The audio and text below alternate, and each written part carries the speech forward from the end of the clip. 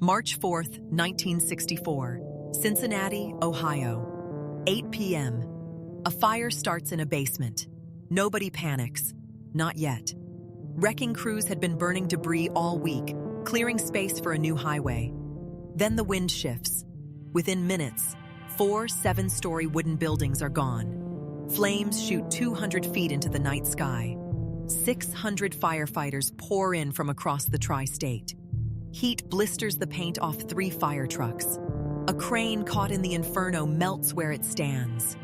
Thousands of Cincinnatians press against police lines, watching the sky turn red. Inside that fire, 70 years of American piano history. But here's the thing nobody tells you. The fire didn't kill Baldwin piano.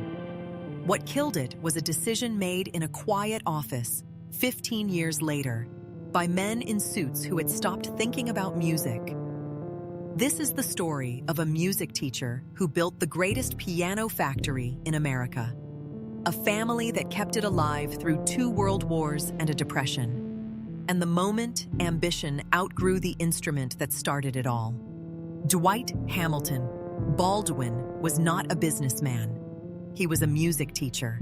Born in 1821 in Erie County, Pennsylvania, he had spent his adult life doing what men like him did in the mid-19th century, traveling from town to town, teaching piano, organ, and violin to the children of families who could afford lessons and wanted their daughters to be refined. He was good at it, patient, principled, a man shaped more by the church than by the market. In 1857, he settled in Cincinnati, Ohio. The city was booming, river trade, meat packing, German immigrants flooding in with their love of music and their willingness to work. Baldwin began teaching, and somewhere between the lessons and the ledgers, he saw something the other music teachers didn't. The families buying instruments weren't just buying music. They were buying identity. A piano in the parlor said something about who you were. It said you had arrived. In 1862, Baldwin opened a music store. His stock included 2 of the most respected names in American piano making, Chickering and Steinway. He was not yet a manufacturer. He was a retailer, a middleman. But he was a middleman with taste, and taste turned out to matter. Business was steady.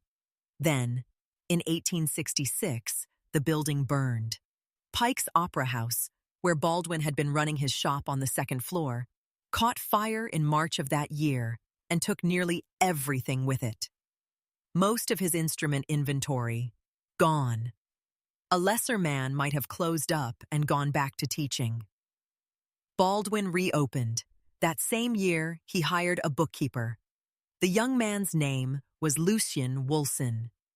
Woolson was 22 years old, raised in Alexandria, Kentucky, just across the Ohio River. He had served in the Civil War, returned home practical, disciplined, with the kind of clarity that comes from having survived something. Where Baldwin saw music, Woolson saw numbers. Where Baldwin thought about quality, Woolson thought about margins. They were not alike in any obvious way. And that, as it turned out, was exactly why it worked. For 7 years, Woolson kept the books and watched the business. He learned how piano dealerships operated, how to manage a sales floor, how to negotiate with suppliers. He was not the kind of man who stayed a bookkeeper for long. In 1873, Baldwin made him a partner. The firm became D.H. Baldwin and Company, and with Woolson now sharing the wheel, the company began to move. They opened a showroom in Louisville in 1877. Indianapolis followed in 1879. Woolson pushed hard on expansion, on building relationships with dealers across the Midwest, on making the Baldwin name mean something in cities where people were just beginning to have enough money to want a piano. By the late 1880s, D.H. Baldwin and Company had become the largest piano dealer in the western United States. Baldwin himself remained what he had always been, a man who believed in the instrument with something close to reverence. He was not flashy. He gave generously to the church. He cared about the way a piano sounded in a room, about the craftsmanship that went into the keys and the hammers and the soundboard. These were not small concerns to him. They were the point. Woolson understood that. He also understood that caring about quality and building a business around quality were two very different things, and that you needed both, working together to make anything last. For a while, they had it all. The best brands, the best territory, a partnership that made each man more effective than he would have been alone. Then, in 1887, Steinway pulled their franchise. The reasons were commercial. Steinway was tightening its distribution network, consolidating control over its dealer relationships across the country. It was not personal. But the effect was immediate and serious. D.H. Baldwin and Company had built a significant portion of its prestige on the Steinway name. Losing it meant losing a cornerstone. And for a company that had spent 25 years selling other people's instruments, there was suddenly a question on the table that had never been seriously asked before. What if they made their own? The question sat on the table through the winter of 1887 and into the following year. Buy from someone else or build their own? Buying from someone else was the safe answer. There were other manufacturers, other partnerships to negotiate. A company that had survived a fire, built a regional empire, and outlasted dozens of competitors could certainly find another supplier and keep moving. But Lucien Woolson had been watching the piano market long enough to know something important. The dealers who sold other people's instruments were always at the mercy of the people who made them. Margins were thin. Control was limited. The moment a manufacturer decided to change terms, the way Steinway just had, there was nothing to be done. You adapted or you shrank. Baldwin's answer, when it came, was characteristically his own. He did not frame the decision in the language of market positioning or competitive strategy. He framed it as a matter of principle.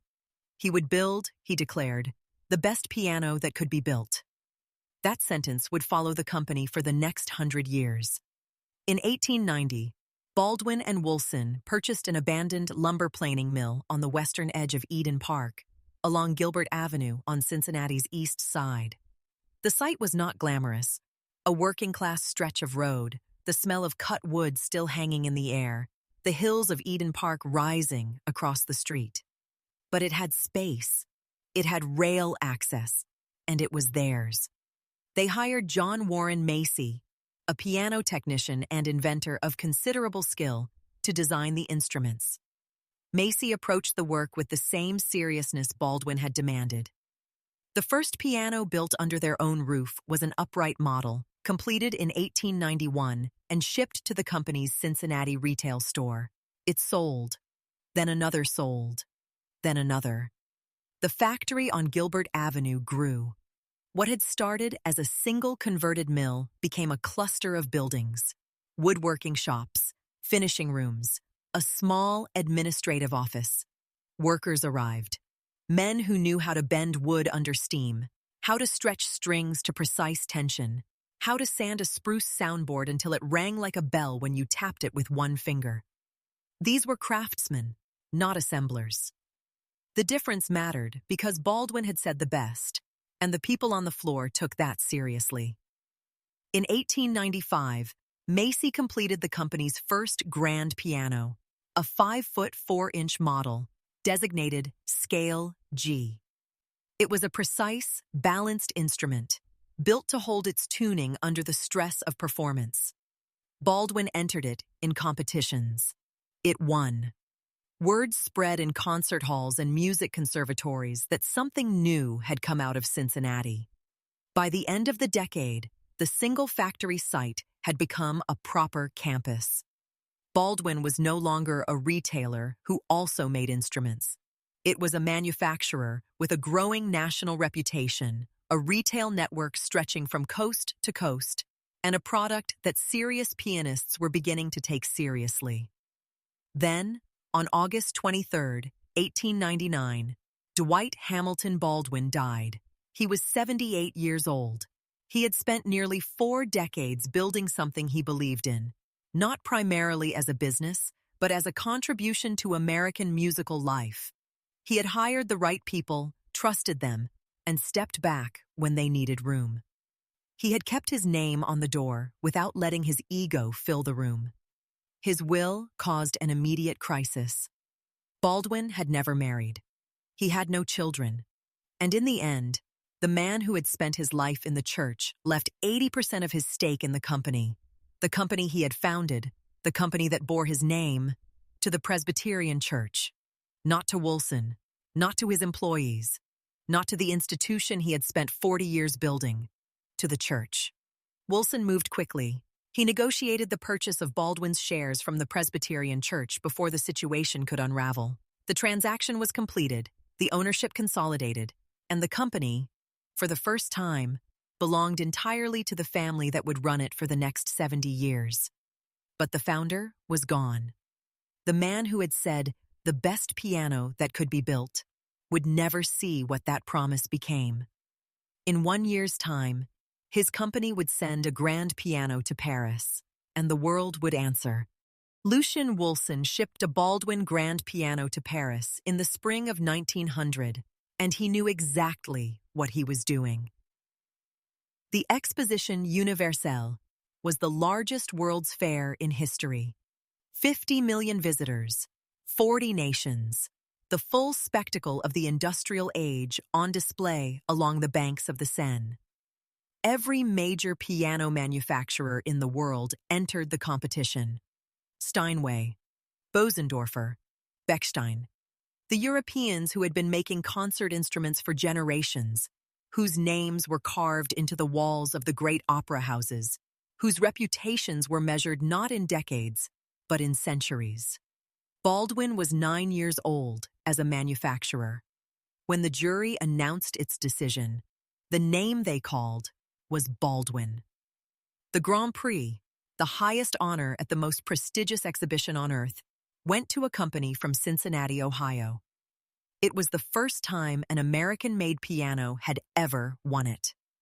Lucien Wilson accepted the award and was decorated with the Cross of the Legion of Honor by the French government. He brought the medal home to Gilbert Avenue, where 2,000 miles away, men who had never heard of the Exposition Universelle were still showing up every morning to bend wood and stretch wire. 4 years later, Baldwin won again, the grand prize at the Louisiana Purchase Exposition in St. Louis, 1904. Then the grand prize at the Anglo-American Exposition in London, 1914. 3 continents, 3 decades, the same answer every time. The awards did something that advertising could not.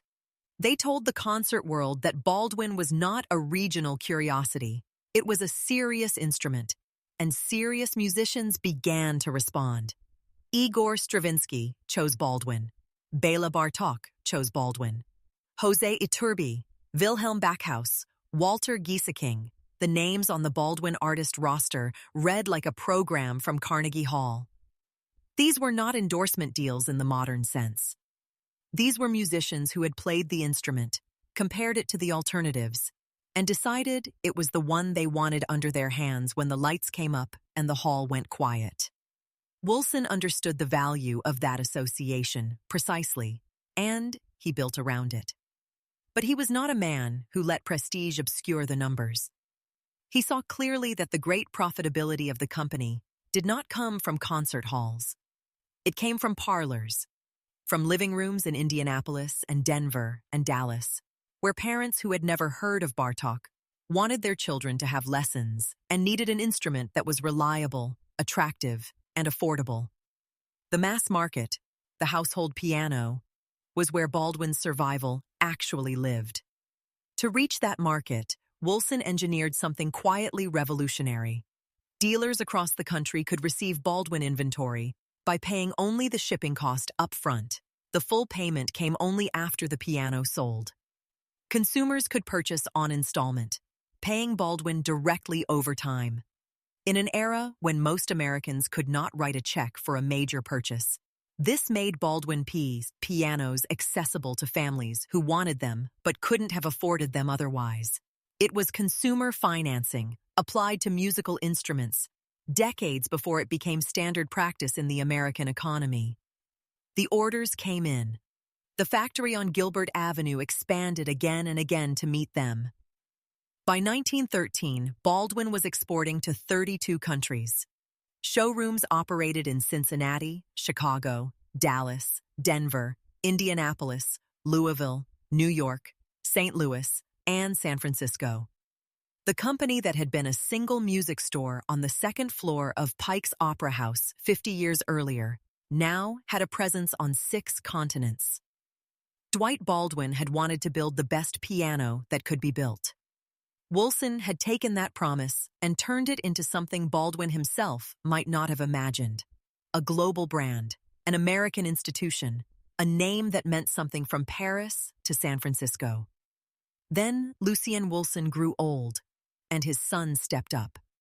Lucien Wilson II was a different kind of man, quieter, more cautious, more interested in the long game than in the next award. He looked at the company his father had built and saw something his father may have missed, the ground shifting underneath it.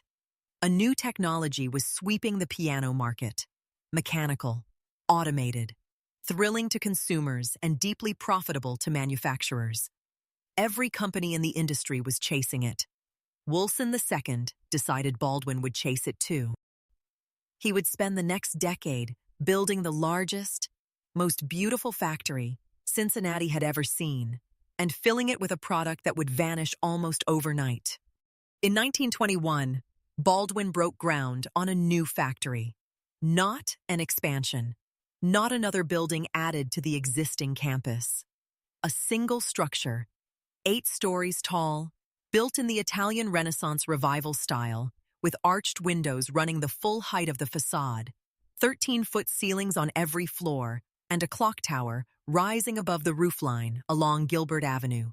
The tower concealed a water tank feeding the building's fire suppression system. From the street, it looked like a civic monument. From the inside, it was a machine for making music.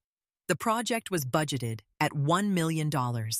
It came in at $1,250,000. Nobody complained. When it was finished, it was the most impressive piano factory in the United States, possibly in the world, and everyone at Baldwin knew it.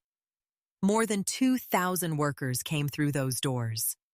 Woodworkers who could read the grain of a spruce plank the way a doctor reads an X-ray.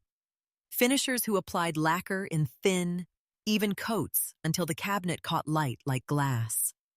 String men who knew by touch when a wire was at exactly the right tension, not by instrument, by feel. Tuners who spent entire careers learning to hear fractions of a pitch that most people could not distinguish at all. In the first 5 years of the new factory, these men and women produced 11,000 pianos. The building was not just a workplace. For the neighborhood along Gilbert Avenue, it was an anchor, a place where a man without a college education could learn a precise and valuable trade, earn a steady wage, and take quiet pride in knowing that something he made with his hands would sit in a living room somewhere for 50 years, maybe longer, and still be playing. By the mid-1920s, more than 200 radio stations across the country preferred Baldwin's tone quality for their broadcasts. The sound of early American radio carried, in no small part, the resonance of a Baldwin grand. In 1924, First Lady Grace Coolidge selected a Baldwin for the White House, a choice that confirmed what the concert world already knew and told the rest of the country at the same time. Wilson II watched the factory rise and felt, for a moment, that the company was exactly where it was supposed to be. He was also watching something else, something that had been building since before the war and was now impossible to ignore. The player piano. The technology was not new. Mechanical instruments had existed in various forms for over a century. But by the early 1920s, the player piano had become the entertainment technology of the American middle class. You loaded a paper roll, You pumped the pedals, and the keys moved on their own. Scott Joplin, Irving Berlin, whatever was selling at the sheet music counter that week. No lessons required. No years of practice. Music in your living room, on demand, for anyone. The market exploded. By 1923, player pianos accounted for 56% of the total piano production in the United States. More than half. Baldwin built them. Every manufacturer built them. The money was extraordinary, and the demand seemed like it would never stop. Woolson II committed resources. The factory on Gilbert Avenue retooled sections of its floor to accommodate the additional complexity of player mechanisms. New workers were hired. New machinery was installed. The business case was obvious. If the market wanted player pianos, Baldwin would build the best player pianos that could be built. On the floor, the craftsmen who had spent years perfecting the acoustic instrument watched the shift with quiet unease. A player piano was not the same thing as a concert grand. It was a different product serving a different purpose, and some of them felt the distinction in their hands every time they worked on one. But the orders were coming in. The payroll was solid. Nobody said anything out loud. Then the ground gave way. Radio arrived first, not as a curiosity, but as a flood. By the mid-1920s, millions of American households had a receiver in the living room, pulling music out of the air for free. Why pump the pedals on a player piano when you could twist a dial and hear a full orchestra? Then came the phonograph, cheaper and more reliable than ever. Then the talkies. Silent films gave way to pictures with sound, and the pianists who had played in movie theaters across the country were out of work overnight. Then the automobile, pulling families out of their parlors and onto the open road on Sunday afternoons. Each of these things, on its own, might have been manageable. Together, they dismantled the cultural conditions that had made the piano, and especially the player piano, the center of American home entertainment. By 1929, player piano sales had collapsed 86% from their peak. Not declined. Collapsed. The technology that had seemed unstoppable 6 years earlier was now a warehouse full of unsold inventory and a factory floor configured to build something nobody wanted anymore. Then the stock market crashed. The Great Depression arrived in the fall of 1929 and took what remained. Pianos were expensive. Even modest uprights cost more than most working families earned in a month. In a country where men were standing in bread lines and banks were closing their doors, a piano was not a purchase anyone was making. The entire American piano industry produced just 51,000 instruments in 1932. The year before the player piano boom peaked, Baldwin alone had done better than that. Factories across the country closed. Companies that had been in business for generations simply stopped. The names disappeared from storefronts and shipping manifests, and the memory of the industry, one after another, through the early years of the Depression. Baldwin did not close. The reason was a decision Lucian Woolson II had made years earlier, quietly, without announcement. During the boom years when profits were strong and the temptation to spend everything on expansion was real. He had set aside reserves, large ones, a fund built precisely for the kind of catastrophe that everyone assumed would never come. While other companies had reinvested every dollar back into player piano production, Woolson II had held something back, a cushion, insurance against the unknown. It was not glamorous. It generated no headlines. No one wrote about it in the trade press during the good years. But when the Depression arrived and the orders stopped and the floor went quiet, that reserve fund was the reason 2,000 workers on Gilbert Avenue still had jobs. Fewer hours, reduced wages, painful adjustments all around. But jobs. Woolson II did something else during those lean years that would define the company's next generation.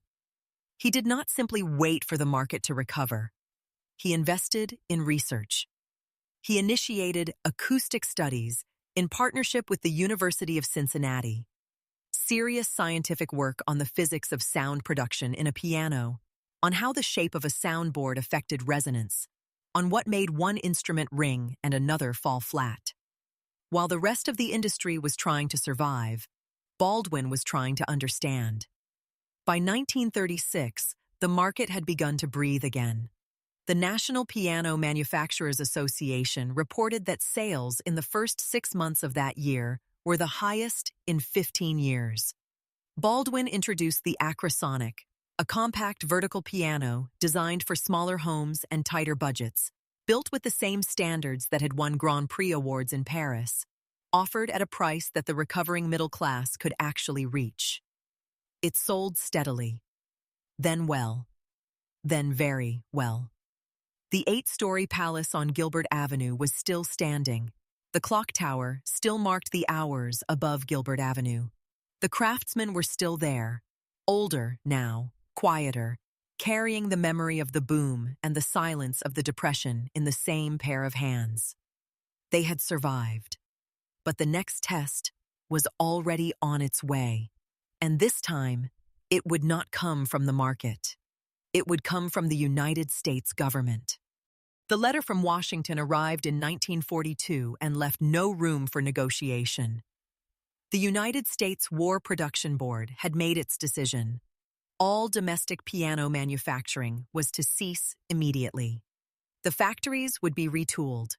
The materials, the spruce, the maple, the felt, the wire, would be redirected. America was at war, and America needed something other than music. For a company that had spent 50 years perfecting the construction of acoustic instruments, the order was disorienting in ways that went beyond the economic. Piano making was not an assembly process. It was a craft built on accumulated knowledge, on the understanding that wood behaves differently depending on where it was cut and how long it had dried, that the angle of a hammer strike affects tone in ways that cannot be fully calculated, that a soundboard must be shaped and graduated by hand because no two pieces of spruce are identical. You could not simply stop and start again. The knowledge lived in the hands of the people on the floor, and idle hands forgot things. But the order stood. And Baldwin, as it had done before, adapted. The factory on Gilbert Avenue was retooled for military production. The woodworking equipment, the same machines that had shaped piano cabinets and bent curved lids, was redirected toward a new purpose: aircraft components. Baldwin's expertise in precision woodworking made it a natural fit for a military that was still, in the early years of the war, building training aircraft with wooden frames and plywood skins. Baldwin factories produced structural components for 2 aircraft in particular.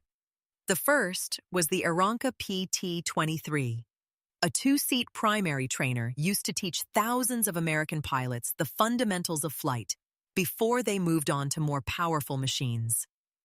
The second was the Curtiss Wright C-76 Caravan, a cargo aircraft designed to conserve aluminum by using wood construction throughout. The C-76 was an ambitious project that ultimately failed. The aircraft proved too heavy and too slow, and the program was canceled before full production began.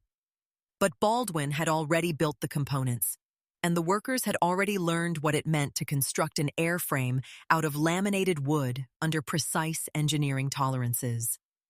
Those lessons turned out to be worth more than anyone expected.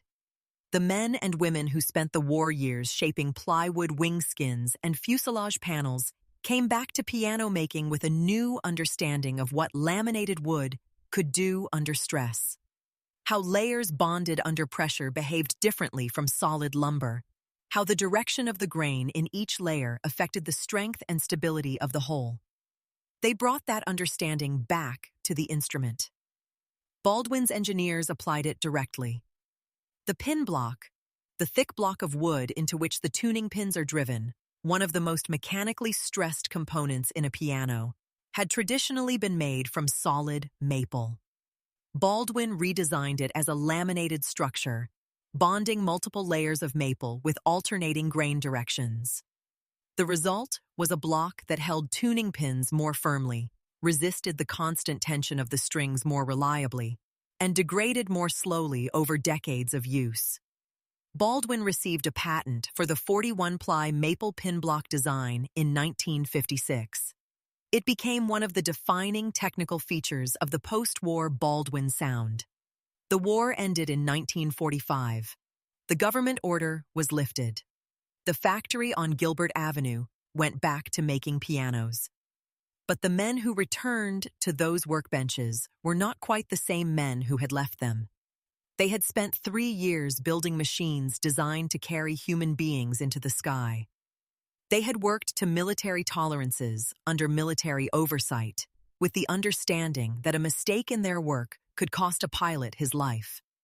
That standard, precise, unforgiving, consequential, came back with them to the piano floor. It showed in what they built. By 1946, Baldwin had introduced its first electronic organ, a technology the company had been quietly developing since 1935. The research interrupted by the war and now finally ready for the market. The instrument was an immediate success. Churches bought them. Schools bought them. The living rooms of post-war America filling rapidly with the optimism of a country that had won and was now building, bought them. The organ division grew so quickly that the company changed its name, Baldwin Piano and Organ Company. A new era had begun.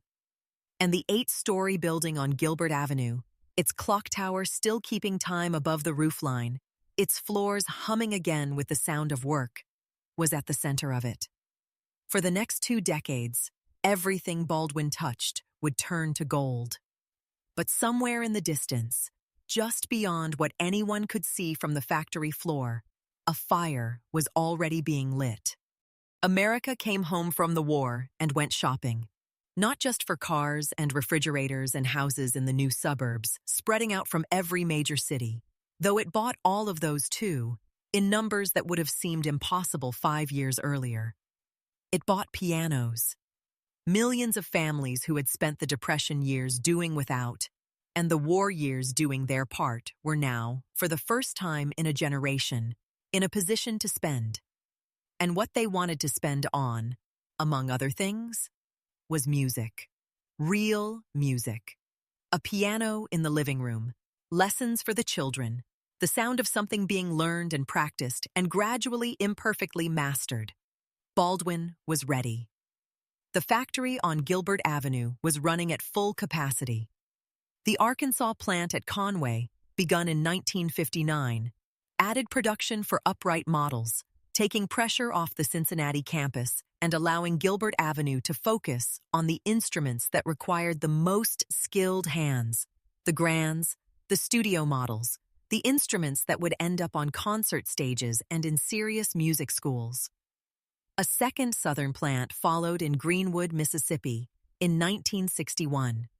The network was expanding, the output was climbing, and the name Baldwin was appearing in more American homes than at any previous point in the company's history. In 1952, President Harry Truman sat down at a Baldwin piano during the first televised tour of the White House. The broadcast went out to a country still adjusting to the idea of seeing its government on a screen in the living room. Millions of Americans watched, and what they saw, in the background of that historic broadcast, was a Baldwin. That kind of visibility could not be bought. It could only be earned by building an instrument good enough that the people who chose pianos for the White House kept choosing the same one. The artist roster told the same story.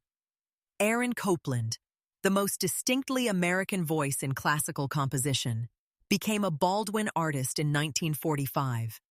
Liberace, whose television appearances in the early 1950s made him the most watched pianist in the country, performed exclusively on Baldwin. Dave Brubeck, whose 1959 album Time Out introduced jazz to a generation of college students who had never thought much about jazz, played Baldwin. Marion McPartland, who would spend decades broadcasting piano conversations on public radio, played Baldwin. These were not peripheral figures. They were the people shaping what American music sounded like, and they had all made the same choice. Lucien Woolson III became president in 1961. He inherited a company at the height of its power, financially strong, artistically respected, operationally expanding. He was the third consecutive Lucien Woolson to run Baldwin, the third generation of a family that had guided the company from a single converted lumber mill to a national institution. The continuity was extraordinary. Most American companies of comparable age had passed through a dozen different ownership structures, been reorganized, sold, merged, and remade. Baldwin had stayed in the same hands, the same family name, the same address on Gilbert Avenue, the same commitment to the standard that Dwight Baldwin had set in 1890. In 1963, Woolson III made the most ambitious acquisition in company history. Baldwin purchased C. Bechstein Pianoforte Fabrik, the legendary German manufacturer whose instruments had been played by Liszt, Debussy, and Brahms, whose name was spoken in European concert halls with the same reverence Americans reserved for Steinway. The acquisition put Baldwin in a different category entirely. Not just the best American piano company, a major player in the global concert instrument market, with a European flagship brand to match its domestic one. The future looked wide open. On the factory floor at Gilbert Avenue, the men who had been there since before the war watched it all with a particular kind of satisfaction. They had built the instruments that sat in the White House. They had built the grands that Copland and Brubeck played. They had shown up every morning for decades, through the Depression, through the war years when the building made airplane parts instead of piano keys, through the lean post-war years when the market was finding its footing, and they had kept the standard. The 41-ply pin block, the graduated soundboard, the precision that the work required and that they had spent careers acquiring. By 1974, Baldwin would sell its 1 millionth piano. Steinway, which had a 20-year head start in manufacturing and a century-long head start in prestige, had reached 600,000. The number said something about the scale of what Baldwin had built, about how deeply the name had embedded itself in American musical life. But even in the early 1960s, something was shifting that the sales figures did not fully capture. The brand was moving down market. The push to reach the baby boom generation, to put a Baldwin in every home where parents wanted lessons for their children, had been commercially successful, but it had gradually repositioned the name. Baldwin was no longer primarily associated with the concert stage. It was associated with the school recital, the church fellowship hall, the living room where a 10-year-old practiced scales on Tuesday afternoons. There was nothing wrong with that. There was enormous money in it. But the distance between that market and the Bechstein acquisition, between the family upright and the European concert grand, was wider than it might have appeared from the executive floor. Woolson III was managing a company that was simultaneously trying to be the most prestigious piano brand in the world and the most accessible. The tension between those two ambitions was manageable, as long as everything else held steady. Then, on the night of March 4, 1964, everything stopped being steady. It started with a fire in a basement.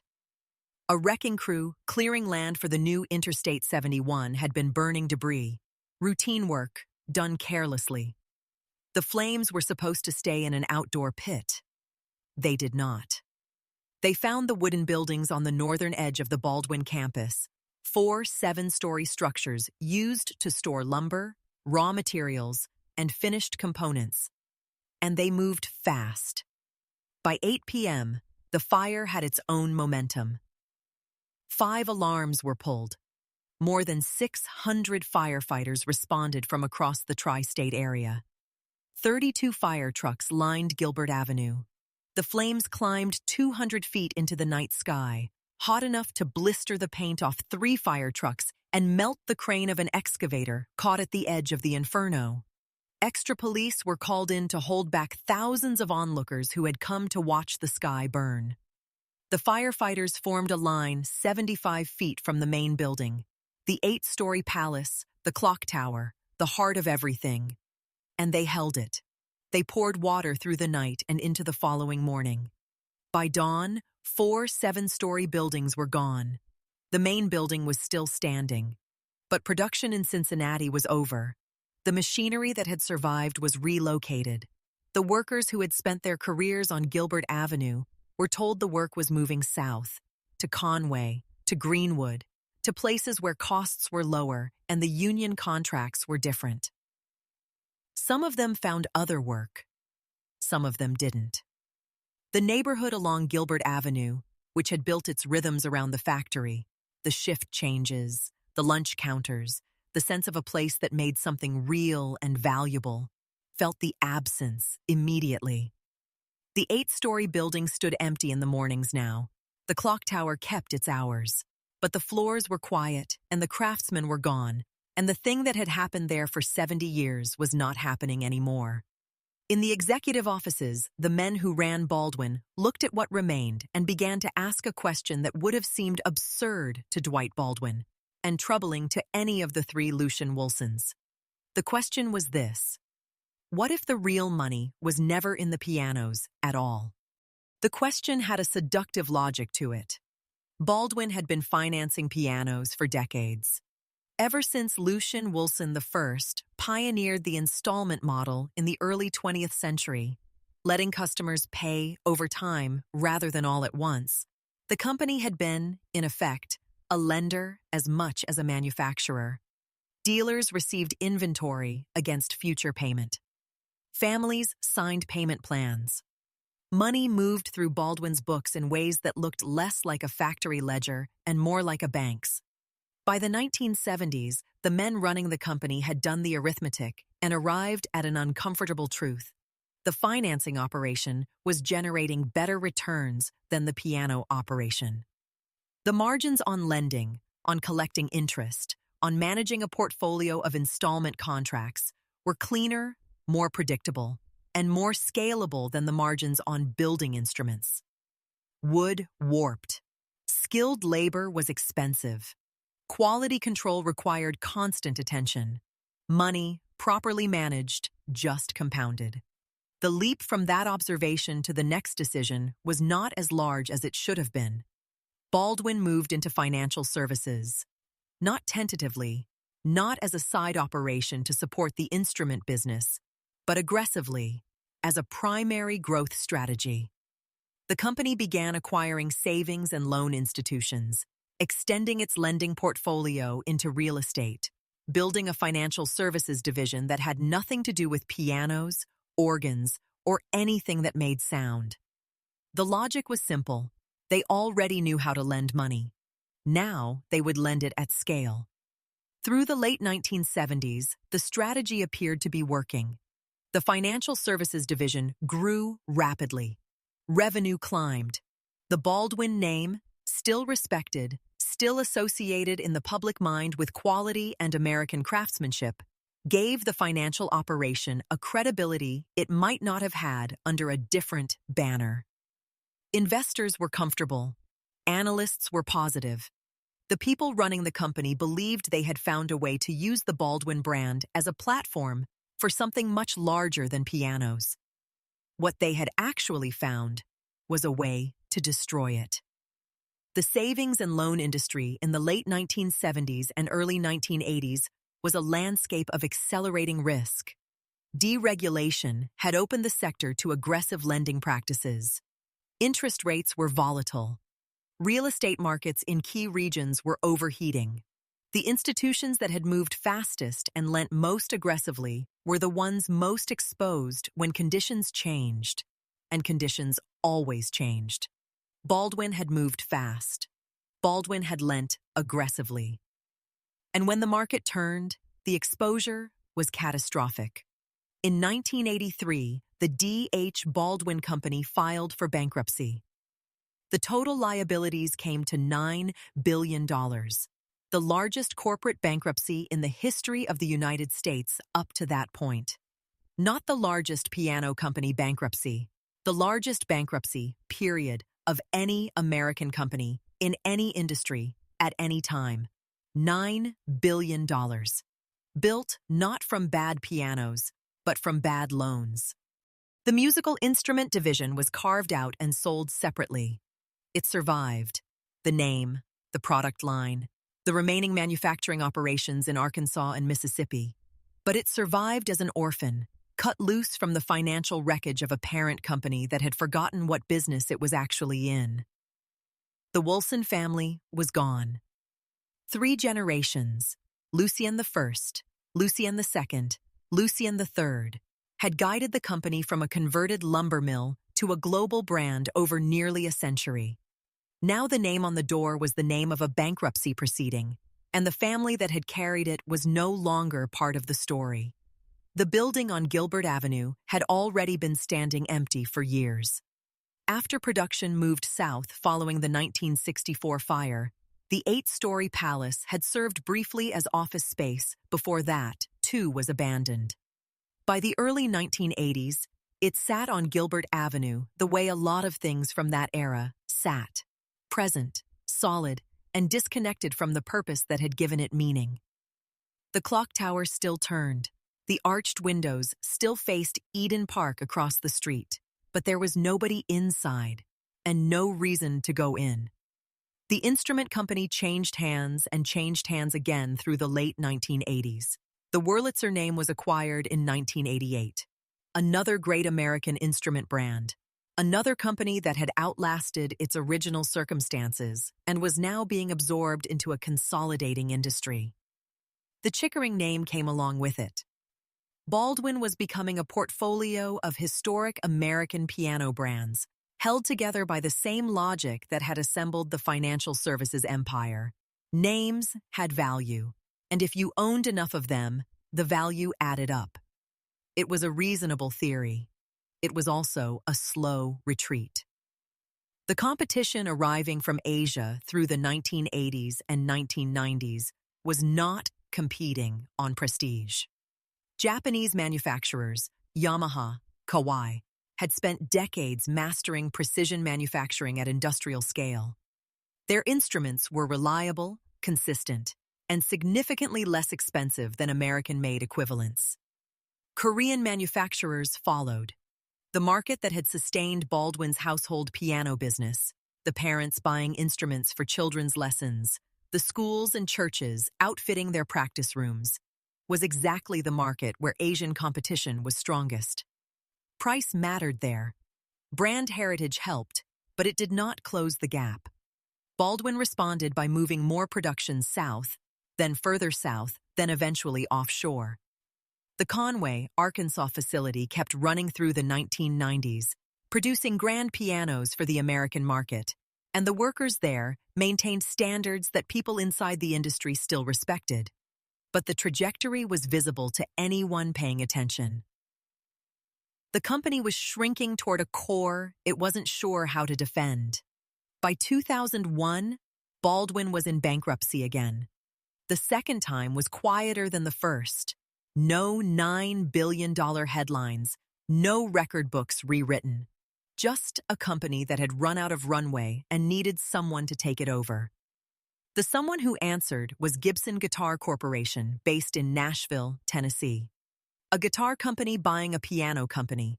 The symmetry was either poetic or ironic, depending on how you looked at it.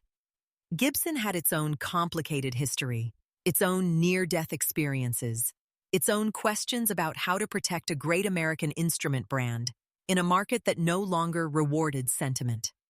They understood the problem, even if they weren't sure they could solve it.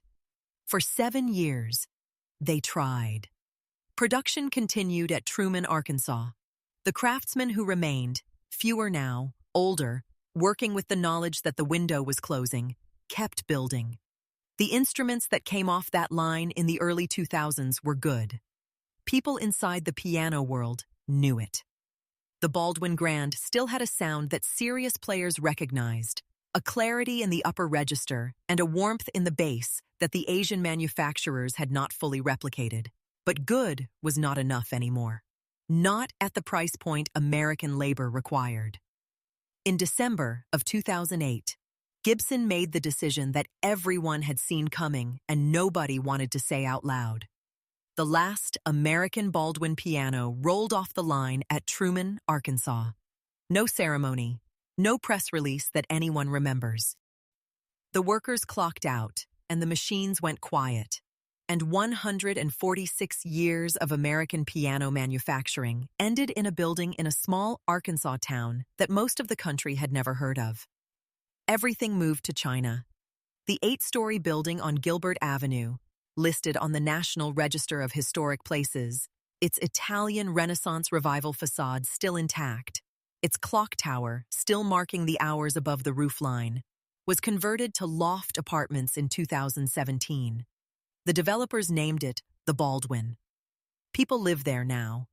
They look out through the arched windows at Eden Park across the street, at the hills where the lumber mill once stood, at the city that Dwight Baldwin arrived in, with nothing but a gift for music and a belief that the best piano that could be built was worth building. The clock tower is still there. The water tank inside it, installed in 1921 to feed the fire suppression system, has never been needed for a fire in the main building.